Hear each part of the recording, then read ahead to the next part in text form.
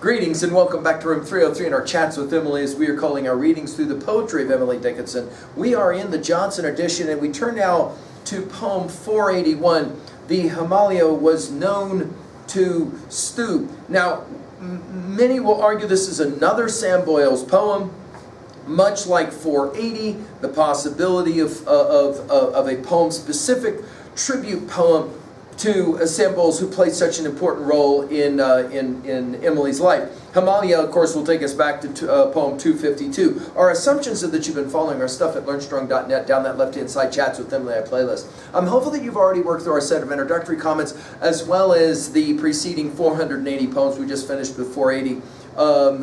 Why Do I Love You, Sir? And of course, if you did that study with us, then you already are familiar with this ability for Emily to speak directly to somebody like Sam Boyles.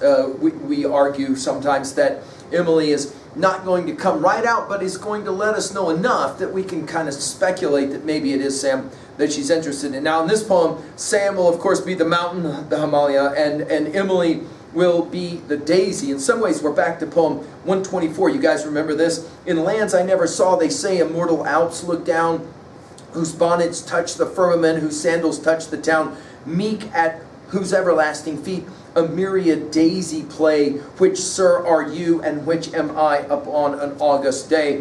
Emily, of course, with Sam especially, loved the idea of the daisy as referencing her. She says it this way: the Himmaleh was known to stoop under the daisy low, transported with compassion, that such a doll should grow where tent by tent her universe hung out its flags of snow.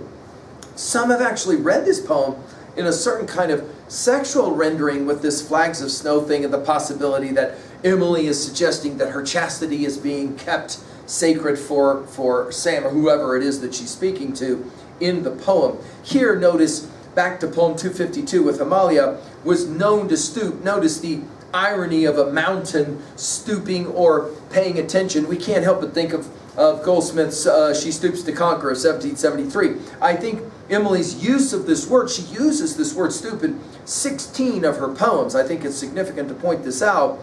Stooping unto the daisy low, that idea that Emily is a nobody, if you will, right? Daisies, again, back to poem 85 to 106. Hey, when we get to poem 921, we'll play the game again this way. She says, if I can, 921, if it had no pencil, would it try mine, worn now and dull, sweet, writing much to thee? If it had no word, would it make the daisy most as big as I was when it plucked me? Again, this idea that Emily will identify with the lowly daisy. Of course, they grow everywhere, as opposed to, obviously, the majestic mountain.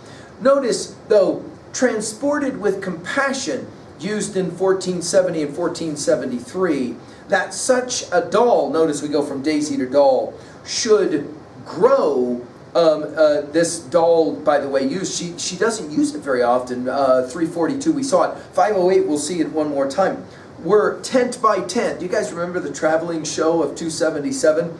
Her universe hung out its flags of snow. Now, what exactly is it that Emily is saying here? I think our argument is that it's amazing, it's incredible to be noticed by someone you respect, in this case most likely Sam Boyles, notice the ironic word picture that a mountain would be bowing to a daisy. At 3a we mentioned Goldsmith's She Stoops to Conquer. I think Emily's use of the word stoop may have this one in mind, that famous comedy. Finally, at 3b, when was a time that someone showed you this kind of interest and you respected it, you liked it?